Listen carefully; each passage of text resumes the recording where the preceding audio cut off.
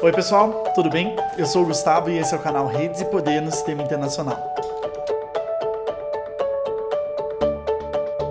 Bom pessoal, como vocês devem estar acompanhando, durante essa semana toda vão acontecer os debates da 75ª reunião da Assembleia Geral da ONU, né?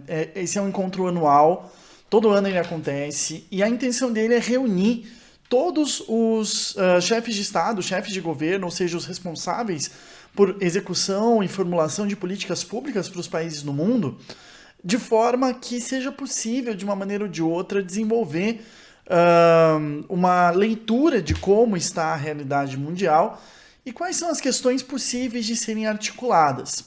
Geralmente esse encontro é feito presencialmente na sede da ONU em Nova York, mas dessa vez, em razão da pandemia do coronavírus, não foi possível fazer ela pessoalmente, e justamente por isso várias declarações estão sendo feitas ao vivo ou gravadas de forma remota, virtualmente, tudo isso em razão da pandemia do Covid-19, do novo coronavírus. Muito se falou ontem, né, já que o Brasil é um dos primeiros países a falar, daquilo que o presidente Jair Bolsonaro falou durante seu pronunciamento, e não só o pronunciamento dele, mas vários pronunciamentos já estão disponíveis, inclusive no YouTube da ONU, mas eu acho que seria interessante aqui a gente se dedicar um pouco, meio que como uma resposta rápida, àquilo que uma outra pessoa falou, que não é um chefe de Estado, nem é um chefe de governo, mas é o Antônio Guterres, o atual secretário-geral da ONU. Ele fez um pronunciamento ontem, um pronunciamento anterior ao pronunciamento dos chefes de Estado e chefes de governo. E nesse pronunciamento ele colocou algumas questões que eu acho muito interessantes. E ouvir o secretário-geral da ONU parece ser muito relevante para quem analisa a segurança internacional, principalmente pelo fato de que o secretário-geral da ONU, como ele está tentando dar uma resposta para todos os países do mundo, ou tentando apontar quais os caminhos que a ONU pode seguir, a organização pode seguir como um todo, diante desse cenário político, econômico, social, sanitário hoje em crise, o balanço que o secretário-geral da ONU faz antes da abertura da Assembleia Geral pode apontar questões que, de repente, só daqui a alguns meses ou ao longo do ano, até o próximo encontro, em setembro de 2021, isso possam surgir, mas não de forma imediata, mas e que falam, né, de processos um pouco mais aprofundados de questões geopolíticas mais profundas, e não tanto de execuções diárias, né, ou questões diárias. Ao mesmo tempo, tendencialmente, o secretário-geral da ONU também busca chamar atenção para questões que escapam, que são importantes, mas escapam do noticiário, que, por exemplo, aqui no Brasil é muito colonizado por visões estadunidenses ou europeias do que seria a política mundial, né? Chamando atenção para casos que ou não são divulgados ou não têm repercussão, mas que são importantes da mesma maneira, né? E ontem, num discurso aí de aproximadamente 20 minutos, o Antônio Guterres fez alguns pronunciamentos dessa natureza, colocando algumas questões bem interessantes. Ele abordou basicamente 4 temas. Falou que nós vivemos, né, num momento que observa as maiores tensões globais geoestratégicas nas últimas décadas. Estamos vivendo uma crise climática. Quem falar 3 vezes isso rapidinho conseguir colocar aí nos comentários. Uma crise climática que ameaça a existência da espécie humana como um todo. O fato de que a pandemia do Covid-19 revelou o estado real de viver no nosso mundo e revelou algumas coisas que já estavam aí, mas não estavam tão explícitas como da maneira que estão aparecendo. E por fim, deu algumas sugestões de como se deve responder, como ele observa, como que a ONU, o sistema ONU, já que ele é secretário-geral da ONU, enxerga uma possibilidade de responder essas questões a partir do multilateralismo, que está em ameaça hoje em dia, e também mantendo o respeito à dignidade humana e à integralidade do planeta. Então acho que esse é um aspecto bem importante, já que essa pandemia que a gente está vivendo, o Antônio Guterres acabou comparando aos 4 cavaleiros do Apocalipse. Então ele já começa com uma frase assim, de impacto, chamando o Covid de 5º cavaleiro, junto com fome, guerra, peste e morte, justamente porque a pandemia, na visão dele e da ONU, acaba revelando várias questões. Até uma frase que ele usa, né? O Covid-19 deixou às claras as fragilidades mundiais. uma desigualdade que constantemente cresce, uma catástrofe climática, divisões sociais que vão crescendo cada vez mais e a corrupção cada vez maior ao redor do mundo. E a corrupção aqui não só no sentido de roubar dinheiro público, mas a corrupção de valores, a corrupção de processos, a corrupção de questões morais ou de acordos entre países, entre povos, entre nações, dentro das instituições e tudo mais. Ele chega a usar uma frase que para nós brasileiros toca muito, que fala que as pessoas estão machucadas e o planeta está pegando fogo. E que justamente por isso nós estamos vivendo, assim como há 75 anos, um momento fundacional do multilateralismo e da própria ONU. O Guterres falou que a pandemia é uma crise como nunca se viu e que essa crise gera obrigatoriamente a necessidade de respostas que garantam, de uma forma ou de outra, que o mundo esteja acompanhado pela unidade de todos.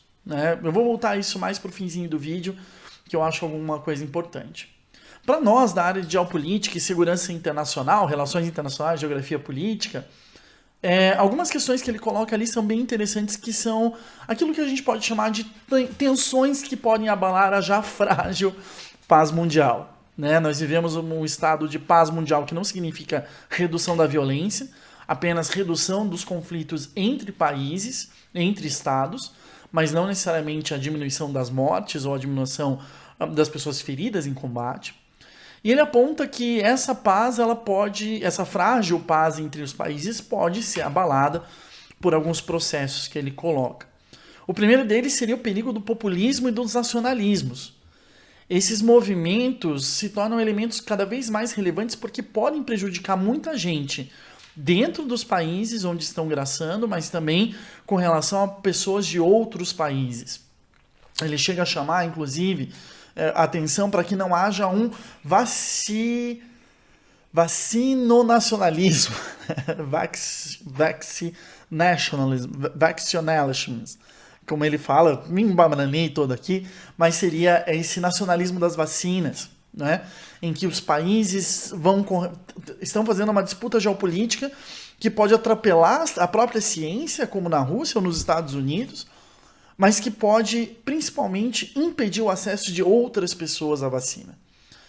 Essa divisão também acaba aumentando a diferença de poder dentro das próprias sociedades. E ele chama atenção para isso. Ele fala que esses processos, o populismo, o nacionalismo, dividem, ou criam um espaço muito grande entre poder e liderança. Já que aqueles que estão liderando o combate à vacina geralmente não estão nas posições de poder institucional que permitiriam mudanças rápidas, práticas e seguras para todos. Então é importante perceber como que o populismo, o nacionalismo, os autoritarismos que vão surgindo em meio a tudo isso, geram uma falta de confiança que impede avanços na diminuição do uso da violência, ainda que haja assinatura de acordo de cessar-fogo, movimentos autônomos na cessão de conflitos armados, a gente ainda tem situações muito tensas no mundo que, em razão da pandemia, podem se tornar cada vez piores. Por exemplo, o Guterres chega a citar as áreas de ação dos grupos terroristas, onde a pandemia tendencialmente pode ser instrumentalizada, onde ela pode ser utilizada como mecanismo para adotar práticas importantes de dominação, práticas de domínio, práticas de colocar ainda mais medo em algumas populações. Então é importante a gente perceber esses pontos e tentar entender os perigos que se apresentam em razão não só da pandemia, mas da forma como ela é instrumentalizada. E aí ele toca um assunto muito caro a nós aqui da América Latina e a nós no Brasil, que nós estamos passando por isso agora, que é a questão da segurança alimentar. A fome, que ali nos anos 2000 e poucos, até 2010 mais ou menos, estava num patamar aproximadamente controlado ao redor do mundo, vem aumentando desde a crise financeira de 2008. E há regiões no mundo hoje que podem passar por falta de alimento imediatamente, de forma muito rápida, e que podem, em razão disso, ser lugares onde muitas pessoas perdem suas vidas, perdem a dignidade humana, e isso pode levar, sim, a conflitos violentos. Então, acho que é importante, quando ele coloca a questão da segurança alimentar, já que esses nacionalismos, os populismos, a desigualdade no mundo, o acesso a recursos pode fazer com que alguns países não tenham grana para comprar alimento para sua população e permitir, assim, que as pessoas morram de fome, se não for por meio da violência, né? Nesse sentido, ele aponta que o mundo, em razão de tudo isso, vive o perigo de caminhar para uma nova Guerra Fria. Eu não gosto muito quando as pessoas usam esse termo, sabe? De nova Guerra Fria, porque eu acho que são novas condições, são outras realidades que a gente está vivendo hoje. Mas o Antônio Guterres ele chama atenção, sendo secretário-geral da ONU, por fato de que o mundo não pode assumir a responsabilidade por uma fratura que seja gerada pela concorrência entre as duas maiores potências do mundo, econômicas, militares, culturais, enfim, que acabe dividindo o mundo. E é interessante porque ele usa esse conceito do UNRID, do Instituto de Desenvolvimento Social, de Pesquisa em Desenvolvimento Social da ONU, de fratura, de sociedades fraturadas. Em 2018, o UNRID fez uma conferência internacional sobre fraturas, sobre desigualdades, e esse conceito de fratura é algo muito importante, porque o mundo acaba se quebrando em dois sistemas, não é? A gente está vendo isso com a internet, a gente está vendo isso com a guerra comercial, a gente está vendo isso com as questões eletroeletrônicas, cibernéticas, enfim. A gente tem aí uma situação muito problemática que periga dividir o mundo em dois sistemas diferentes, já que divisões econômicas, falta de acesso a recursos ou algumas outras questões, falta de acesso a alimentos, pode aprofundar tanto a divisão econômica que ela não seja mais econômica e passe a ser, sim, militar, geoestratégica. Assim, conter o populismo, conter o autoritarismo, conter os nacionalismos seria uma missão de todos nós, no cotidiano, já que eles bebem muito de um dos grandes inimigos da pandemia da Covid-19, que é a questão da desinformação. A própria economia mundial não pode avançar diante de uma pandemia e diante da desinformação também. Segundo Guterres, o mundo em desenvolvimento corre o maior perigo nesse sentido, porque a falta de atividade econômica somada às mortes, à doença e aos impactos de longo prazo das pessoas que, mesmo que se recuperem, mantenham algum tipo de problema, algum tipo de sequela da Covid-19, pode fazer com que países em desenvolvimento, que até recentemente eram muito ricos, como é o caso do Brasil, por exemplo, entrem numa depressão econômica, deem um salto em direção à pobreza e acabem assumindo dívidas externas que causem crises econômicas que acabam por prejudicar a economia global como um todo, né? Por fim, o Guterres aponta ali algumas questões interessantes da realidade no terreno, né? Quais são algumas questões que a gente está vivendo no dia a dia e que devem ser observadas de forma muito atenciosa por todos aqueles que querem dar uma resposta prática, né? Nesse sentido, as mulheres e meninas são um elemento importantíssimo para qualquer reconstrução, justamente por serem extremamente vulneráveis, as mais vulneráveis em alguns sentidos, mas ao mesmo tempo as menos representadas em áreas governamentais. E elas têm um papel fundamental naquilo que o Guterres chamou de novos contratos sociais nos países. Uma rediscussão constitucional mesmo, daquilo que os estados devem fazer para melhorar a qualidade de vida da sua população.